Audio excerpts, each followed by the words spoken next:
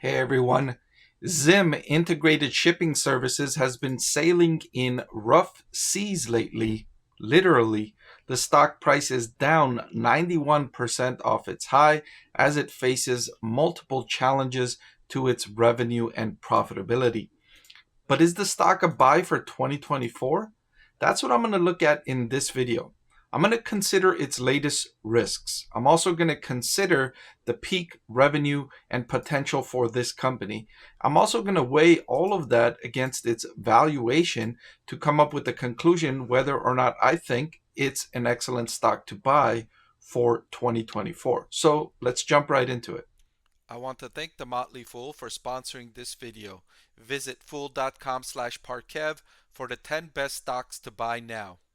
So starting with one of its latest risks, which includes the war in Israel and how ZIM is responding to that. The company issued a response on November 27th on what it's going to do.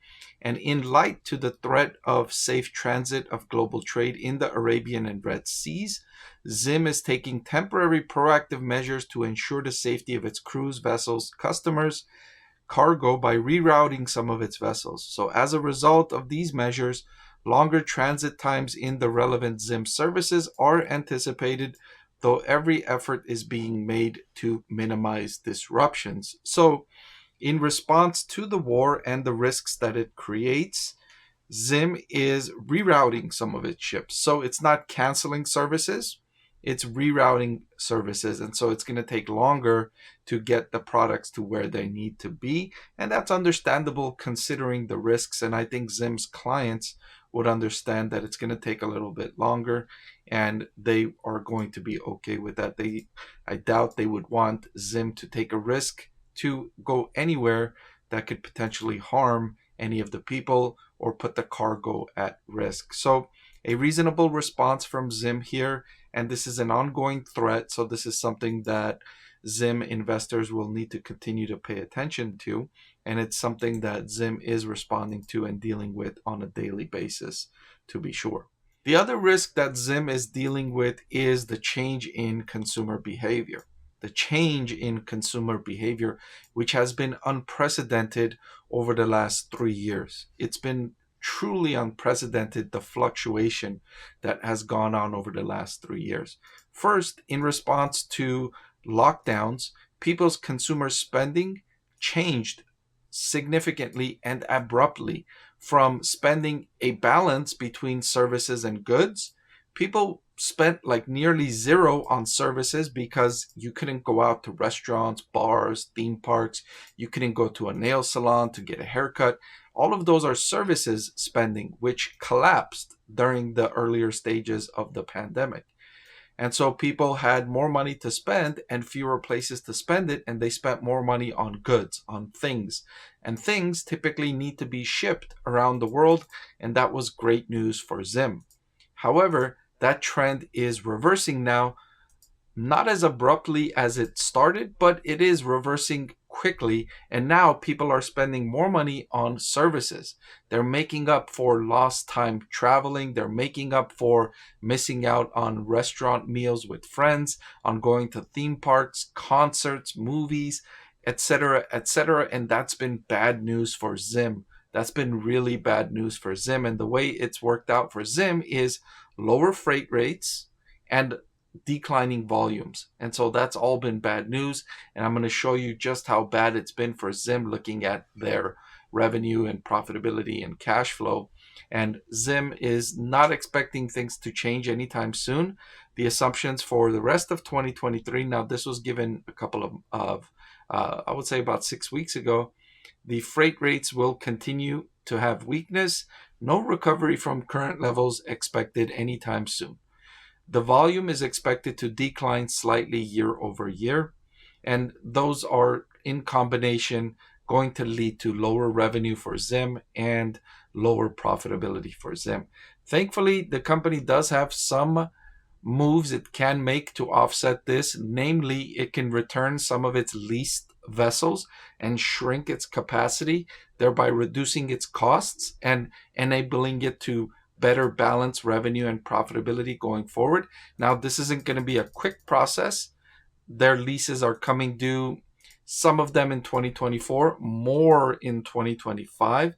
So it's going to be a slower process in right sizing the business, but they've got moves they can make, and I'll show you that they're not in any risk in terms of running out of money. So let's look at that. So here's a picture of ZIM's revenue quarterly.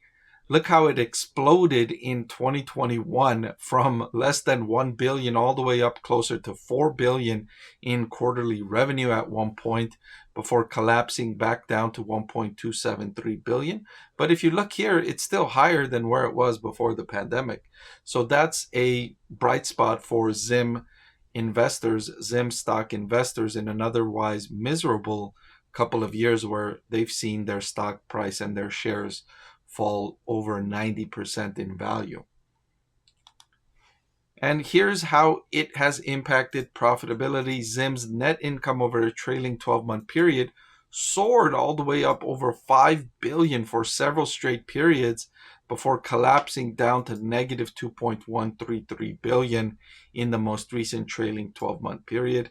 Again, there is a bright spot. ZIM did not expect these good times to last forever, and so they took some of these profits and they used it to pay down debt and to save some cash for the tougher times ahead. So they weren't irresponsible with these gains. They didn't go out and say, well, business is booming, let's add 50 more vessels right now, double our size, and things are going to be great forever. They didn't do that. Management was prudent for the most part, and that's going to pay off over the next few years as the company transitions to this next phase of the business after recovering from the peak and trough of the pandemic. Total long-term assets, the company has 5.56 billion in total long-term assets. I mentioned earlier that they can shrink their size a little bit, and that is what they have been doing. You notice here over 7.5 billion in long-term assets.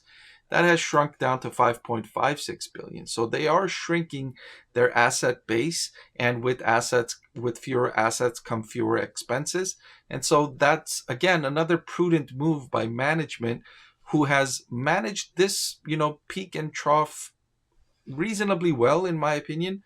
The pandemic was devastating. It was devastating to many businesses, and it wasn't easy to deal with. It wasn't even easy to deal with the boom in business, right? It's not easy to absorb that kind of boom in business all of a sudden.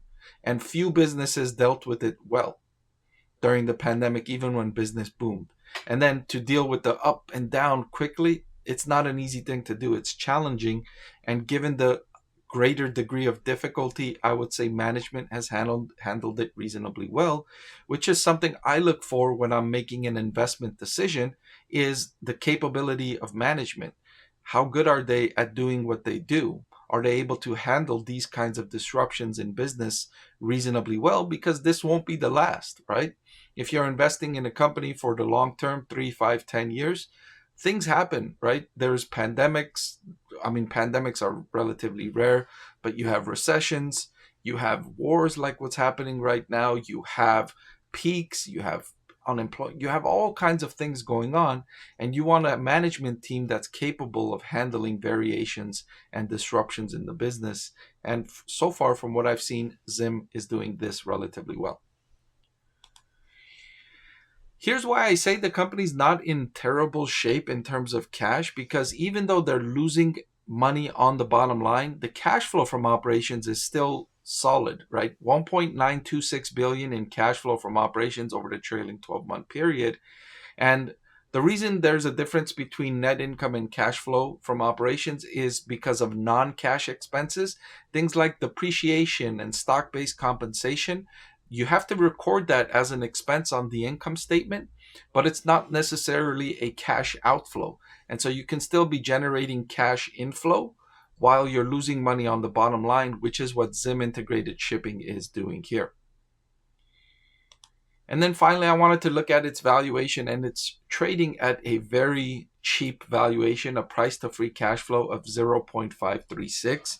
Now, there's a reason it's trading at a cheap valuation, because it's going through very tough times. The change in consumer behavior that's causing the company to lose billions of dollars in profitability on the bottom line, the war in Israel, these are all major risk factors that are uncertain, and we don't know how much longer the company is going to suffer these losses on the bottom line, if these losses are going to get worse. And so it's risky, and so it's understandable that the stock is trading at this cheap valuation.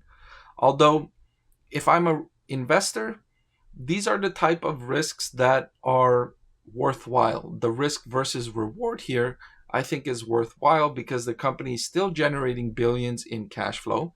It's demonstrated that when consumer behavior is normalized, it can generate profitability and generate cash flow. And the near term is risky, but if it can, you know, work its way through these wavy waters, if you don't mind the pun there, it has potential to come out of this in a position where it's generating decent profitability and generating decent cash flow. So, in my opinion, it's a risk that is worthwhile. And I would say for 2024, it makes a reasonable investment. So, I would say yes, investors can buy ZIM Integrated Shipping Services stock for 2024. If you liked the video you just saw and you want to see more just like it, please subscribe to the channel. I can't keep this channel free without the support of viewers like you. And if you're already subscribed, thank you, and I appreciate your support.